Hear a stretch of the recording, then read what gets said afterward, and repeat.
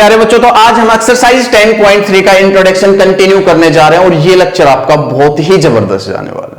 तो इसमें हम सबसे पहले क्या पढ़ने वाले, distance of A point from A line, एक पॉइंट की लाइन तक डिस्टेंस पढ़ने वाले सबसे पहले। तो देखो यहां पे y एक्सिस ये आपका x एक्सिस है, ठीक है। और यहां पे ये कोई लाइन L है, ये कोई लाइन L है जिसकी इक्वेशन है ax प्लस में by प्लस में c इज इक्वल टू 0। और यहां पे कोई पॉइंट P है जिसके कोऑर्डिनेट्स है x1 y1। तो इस पॉइंट P की परपेंडिकुलर डिस्टेंस, इस पॉइंट P से मैंने क्या डाल दिया, लाइन L पे परपेंडिकुलर डाल दिया, तो ये लाइन की पॉइंट से डिस्टेंस निकल आई, या फिर आप कह सकते हो पॉइंट की लाइन से डिस्टेंस निकल आई। इसको परपेंडिकुलर डिस्टेंस बोल सकते हैं, शॉर्टेस्ट डिस्टेंस बोल सकते हैं, क्योंकि पॉइंट P से तो ये भी डिस्टेंस हो सकती है लाइन की, ये भी हो सकती है, काफी सारे, पर हमें कौन सी निकालनी है, P पॉइंट से परपेंडिकुलर ड्रॉ करना है लाइन के ऊपर, वो डिस्टेंस निकालनी है, जिसका नाम मैं D रख रहा हूं, इस पॉइंट का नाम M रख रहा हूं। तो यार ये D क्या होगा, ये जो डिस्टेंस आपके पॉइंट P से लाइन तक की, ये D क्या होगा, ये आपका होगा a इंटू में x1 प्लस में b इंटू में y1 प्लस में c का मॉडुलस अपॉन में under root a square plus में b स्क्वायर। इस फॉर्मूले को आप बहुत बढ़िया से याद कर सकते हो, कोई दिक्कत आपको यहां पे नहीं होने वाली। पॉइंट P की डिस्टेंस लाइन L तक ये होगी, फॉर्मूला मैंने आपके सामने छाप दिया, बहुत बढ़िया से याद कर सकते हो, कोई दिक्कत आपको नहीं होगी, आसान फॉर्मूला याद भी हो जाएगा। पर अब जानते हैं कि ये फॉर्मूला क्यों आया, इसका डेरिवेशन जानते हैं, इसका डेरिवेशन जानते हैं कि ये फॉर्मूला क्यों आया, रीजन जानते हैं यही फॉर्मूला क्यों आया। यस, तो देखो मैं क्या कर रहा हूं, ध्यान से समझते जाएंगे। मैं इस लाइन L का ये पॉइंट निकाल सकता हूं। आप कहोगे सर x एक्सिस को कट कर रही है लाइन, यहां पे y0 होगा, तो y0 लगाओ भाई, y0 लगाओगे x की वैल्यू क्या आएगी, minus c by A. y0 लगाने पे x की वैल्यू क्या आएगी, माइनस c बाई ए। ऐसे ही मैं ये कहूं ये पॉइंट बता दो, तो आप ये कहोगे सर y एक्सिस को कट कर रही है लाइन, x0 होगा, x0 लगा दो भाई यहां, तो y की वैल्यू क्या आएगी, माइनस c बाई बी, क्या आएगी, माइनस c बाई बी। इन पॉइंट्स के मैं नाम रख दूं, इसका नाम मैं रख रहा हूं, ये आपका m हो गया, ये आपका n और ये आपका q, ठीक है, क्लियर। तो यहां पे मैं क्या करने वाला हूं, P को M से ज्वाइन करने वाला हूं, P को M से ज्वाइन कर रखा है, P को N से ज्वाइन करने वाला हूं, P को N से ज्वाइन करने वाला हूं और P को Q से भी ज्वाइन करने वाला हूं। रीजन है क्योंकि मैं ये फॉर्मूला लाना चाह रहा हूं, ये फॉर्मूला लाना चाह रहा हूं, तो कुछ तो करना पड़ेगा भाई, जुगाड़ पानी। यस, अब मैं ये कहूं आप लोगों को कि भाई एरिया ऑफ ट्राइंगल PNQ क्या होगा, एरिया ऑफ ट्राइंगल PNQ क्या होगा, तो आप ये कहोगे सर हाफ इंटू में बेस, बेस क्या है NQ, बेस हाफ इंटू में बेस इंटू में हाइट, हाइट क्या है PM, हाइट क्या है PM। और मैं यहां पे PM फाइंड करना चाहता हूं, PM बोले तो D, तो यहां पे मैं PM रख लेता हूं, बाकी सब चीजों को इधर ले आता हूं, तो PM कितना आएगा यहां से 2 इंटू में area of triangle PNQ upon में NQ। अब दो चीजें आते ही, एरिया ऑफ ट्राइंगल PNQ आते ही और NQ आते ही आपके सामने ये फॉर्मूला होगा। यस प्यारे बच्चों, area of triangle PNQ find करके यहां रख लो और NQ फाइंड करके यहां रख लो, आपके सामने ये फॉर्मूला होगा। यस, तो देखो मैं area of triangle PNQ find करता हूं, तो ये बढ़िया से मैंने बताया हुआ है, क्या कर लो, हाफ लिख के आप क्या करो, x1 y1 लिखो, ठीक है, और फिर लिखो भाई x2 y2, ये मान लो x2 y2, ये मान लो, कोई दिक्कत नहीं है, ये मान रहा हूं मैं x2 y2, x2 y2, x3 y3, और एक बार दोबारा से x1 y1 को रिपीट कर दो। बढ़िया से बताया था इंट्रोडक्शन में मैंने, या फिर क्लास 10वीं में आपने जो फॉर्मूला याद कर रखा है उससे कर लो। जब ट्राइंगल PQN के PNQ के कोऑर्डिनेट्स आपके वर्टिसेस है आपके पास, जिनके कोऑर्डिनेट्स दे रखे हैं वर्टिसेस के, तो आप उससे क्लास 10वीं वाले फॉर्मूले से अच्छे से एरिया निकाल सकते हो, कोई दिक्कत नहीं। मैंने ऐसे समझाया था इंट्रोडक्शन में, वहां नहीं सीखा तो यार यहां सीख लो, बहुत आसान फॉर्मूला है। देखो क्या करते हैं इसमें, हम क्या करते हैं, सिंपल से मैं बताता चलूंगा।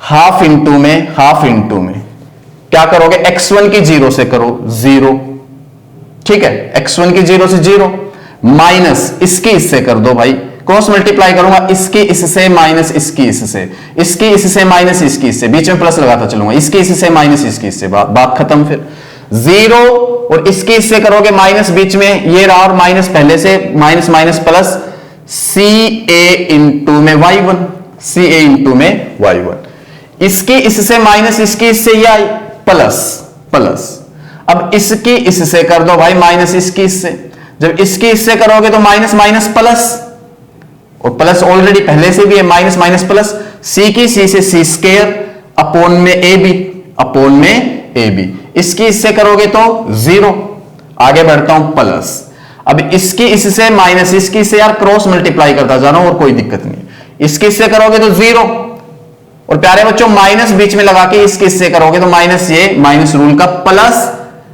सी x1 अपॉन में बी।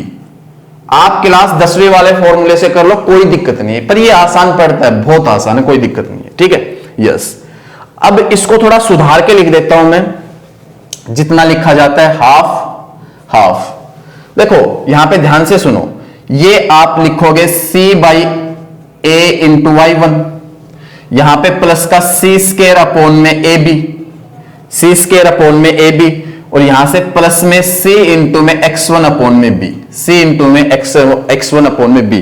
एक बार बेटा देख लेता हूं कुछ कट तो नहीं रहा है, नहीं अब तक सब सही चल रहा है, सब सही चल रहा है, सब सही है, कोई दिक्कत नहीं है, ठीक है। यहां पे ये लाइन की इक्वेशन जो है, यहां पे c इज इक्वल टू 0, ये थोड़ा सा ध्यान देना, मैं और चेक कर लेता हूं, और तो कुछ नहीं घटा, मैं थोड़ा सा कैमरा घुमा देता हूं, आपको सारी चीजें नजर आ जाएंगी, है ना।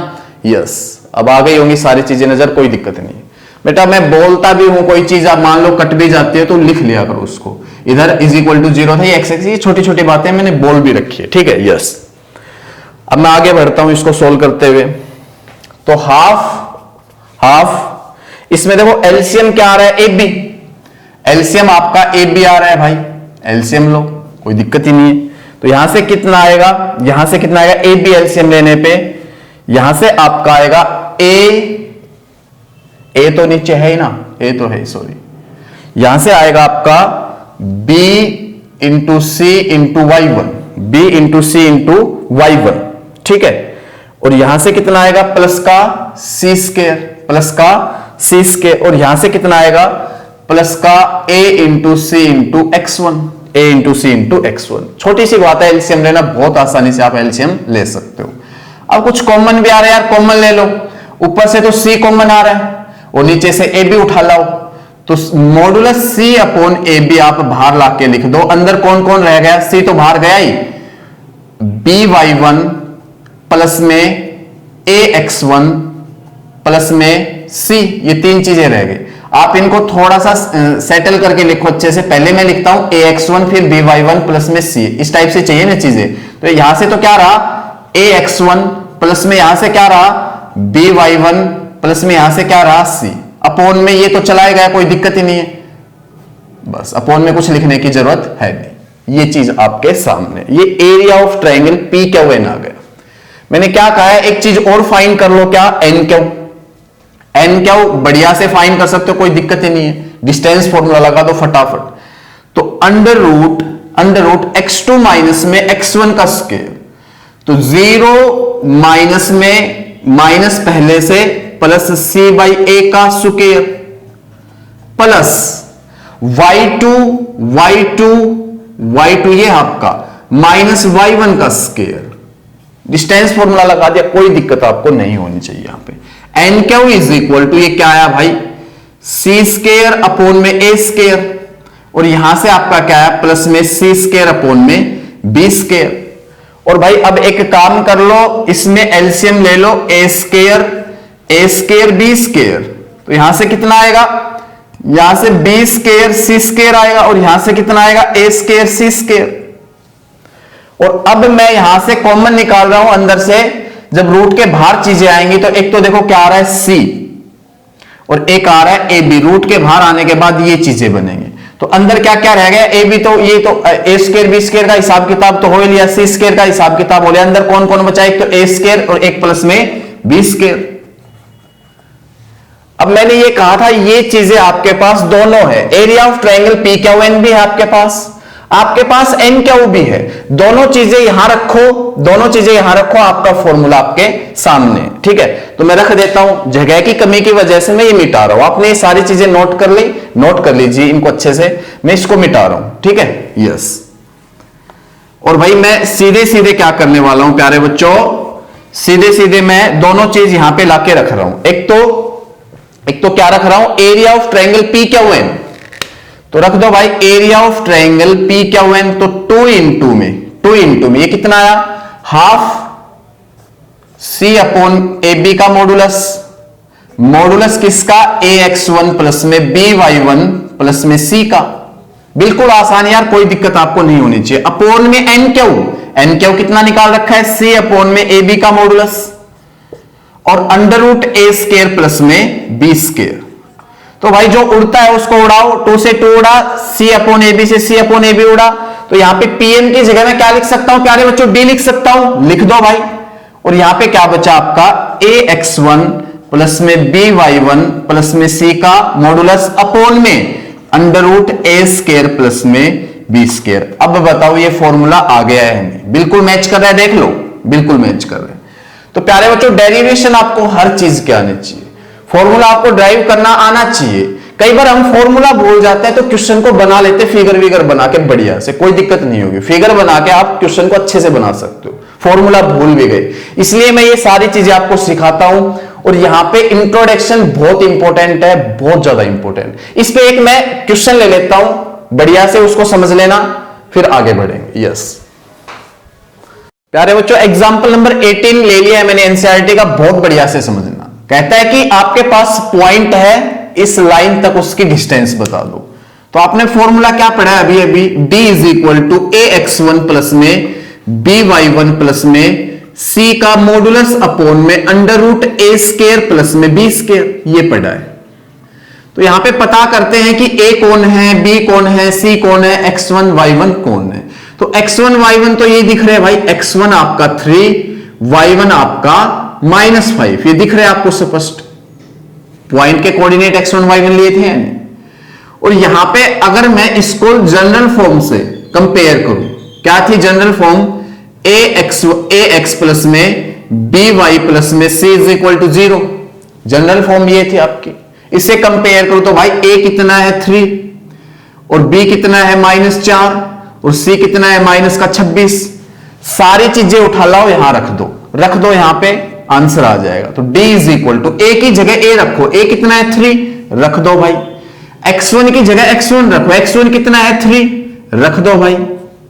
अब प्लस b की जगह b रखो, b कितना है -4 है, देख लो b। यस, y1 की जगह y1 रखो, y1 कितना है -5। यस, प्लस में c की जगह क्या रखूंगा, -26 और सारे का मॉडुलस अपॉन में अंडर रूट ए स्केयर, ए कौन है यार 3 का स्केयर, प्लस में बी स्केयर, बी कौन है -4, तो -4 का स्क्वायर। बस सोल्व कर देता हूं, आंसर आ जाएगा। d इज इक्वल टू ये आपका 9, और भाई ये आपका प्लस का 20, और ये आपका माइनस का 26, और नीचे भाई देखो रूट 9 प्लस में 16। ठीक है, थोड़ा सा और सोल्व कर दो, तो यहां से देखो 20 में से 26 गए तो -6, 9 में से 6 गए तो 3 का मॉडुलस 3, और नीचे ध्यान से देखो 16 और 9 25 का रूट 5। तो यहां पे डिस्टेंस कितनी आई, 3/5 डिस्टेंस आई इस पॉइंट की, इस लाइन तक। सिर्फ फॉर्मूला ध्यान होने के कारण आप बहुत जल्दी पॉइंट की लाइन तक डिस्टेंस निकाल सकते हो, कोई दिक्कत आपको नहीं होने वाली, बहुत ही आसान। चलता हूं आगे। प्यारे बच्चों, अब डिस्टेंस बिटवीन 2 पैरेलल लाइंस करेंगे, 2 पैरेलल लाइन के बीच की डिस्टेंस पता करेंगे, कैसे निकालते हैं। अगर 2 पैरेलल लाइन नहीं हुई तो उनके बीच की डिस्टेंस तो 0 होगी, क्योंकि वो कहीं ना कहीं इंटरसेक्ट करेंगे, और इंटरसेक्ट जब लाइन करती है तो उनके बीच की डिस्टेंस क्या रह जाती है, 0। ठीक है, तो हम फिलहाल पता करने वाले यहां पे कि 2 पैरेलल लाइन के बीच की डिस्टेंस क्या होगी। तो ये आपका x एक्सिस, ये आपका y एक्सिस, और यार यहां पे मैं 2 पैरेलल लाइन बना रहा हूं, एक लाइन ये और एक लाइन ये, दोनों पैरेलल आपको दिख भी रही होंगी।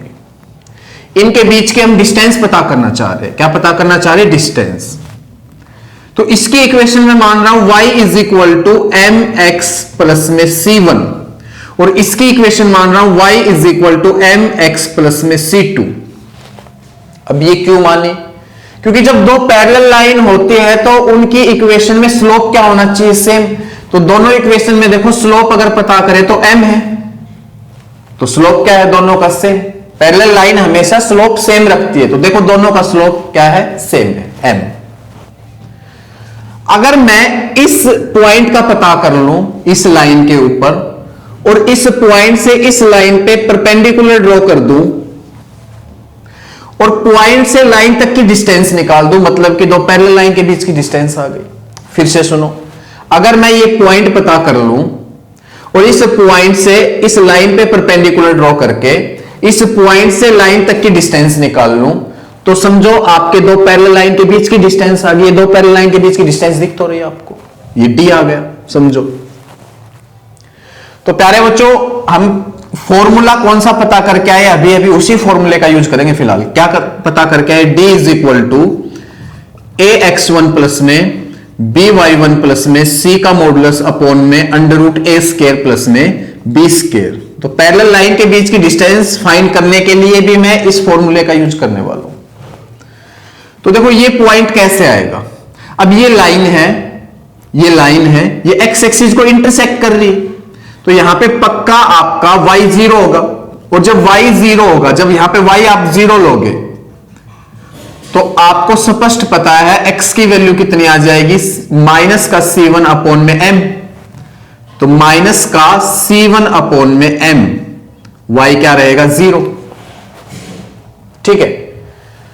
अब ये तो x1 y1 आ गया और इसको मैं बना लेता हूं ax प्लस में by प्लस में c इज इक्वल टू 0 जैसा, और फिर लगा दूंगा ये फॉर्मूला। तो इसको मैं ऐसा बनाऊंगा तो देखो क्या करना पड़ेगा, इन दोनों को इधर उठा लो, तो माइनस mx और इधर प्लस का y ऑलरेडी है, माइनस का c2 इज इक्वल टू 0। अब इसकी सूरत इसमें मैच कर रही, ये x1 y1, ये ax plus by plus c is equal to 0। लगा दो फॉर्मूला ये वाला, तो फॉर्मूला लगाते हैं। चलो देखो, d is equal to a क्या है? माइनस m, x1 क्या है?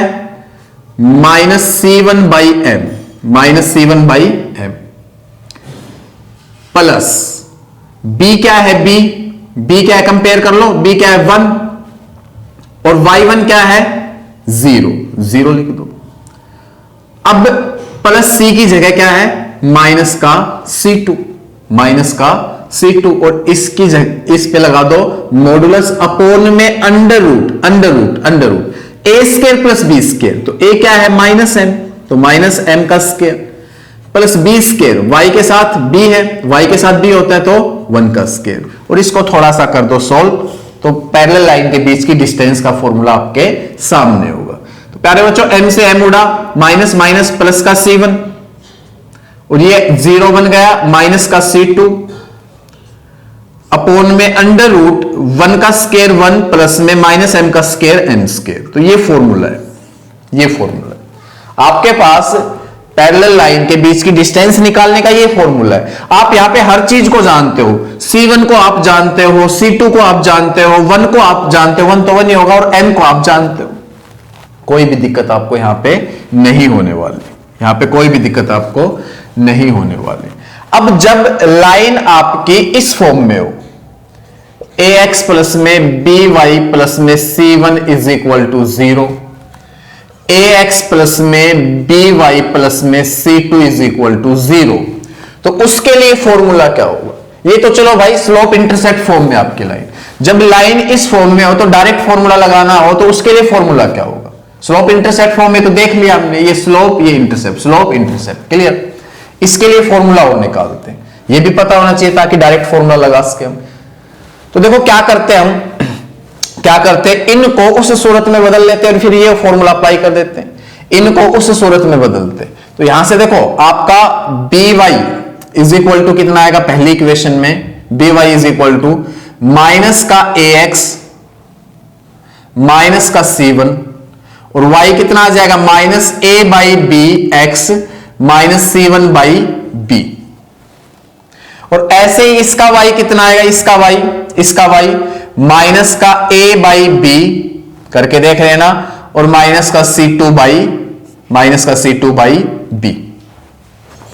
अब ये दोनों भी पैरेलल ही है, देख लो, जब दो पैरेलल लाइन हो और उनकी जनरल पर्टिकुलर इक्वेशन हो इस टाइप की हो, तो x और y के कोफिशिएंट देख लेना वो सेम होने चाहिए या वो प्रोपोर्शनल होने चाहिए।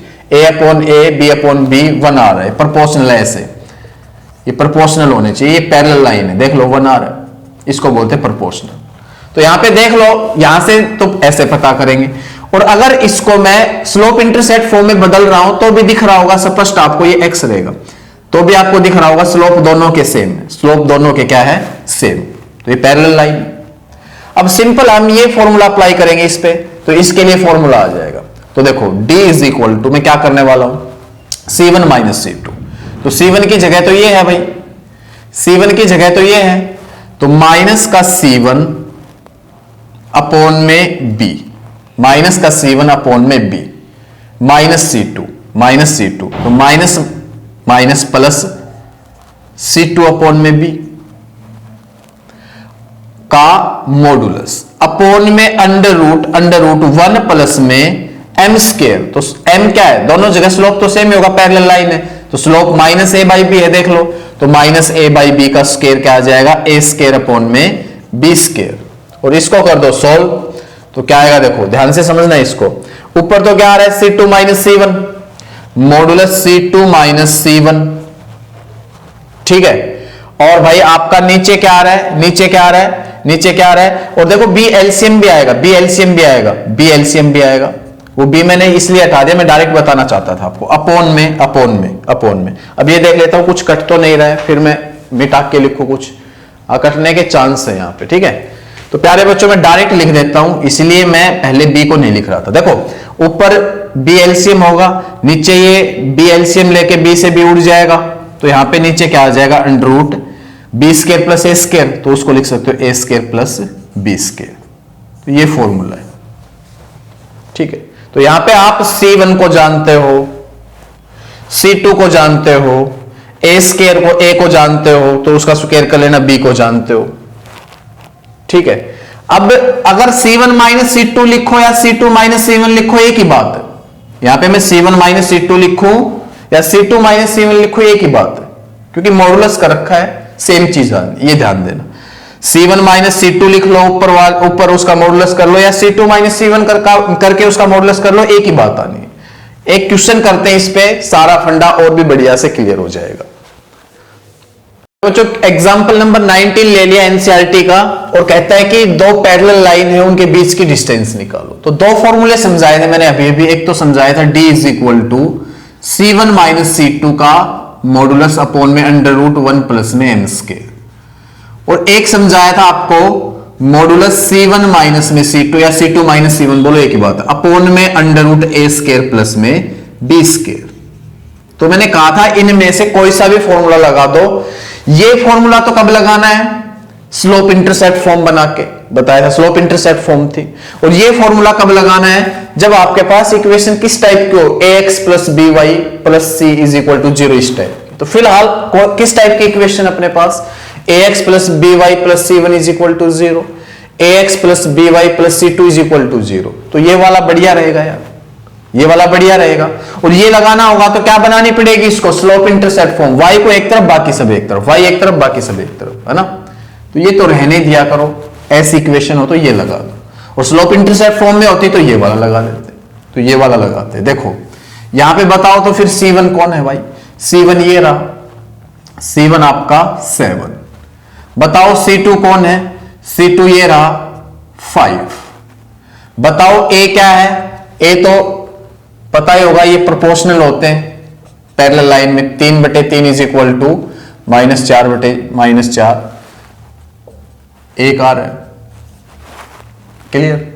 मतलब कि x और y के कोफिशिएंट प्रोपोर्शनल होते हैं, 3/3 -4/-4, 1 इज इक्वल टू 1, ये प्रोपोर्शनल, ठीक है। तो ये पैरेलल है, तो ये a सेम है और b सेम है, सेम होने भी चाहिए, पैरेलल लाइन है।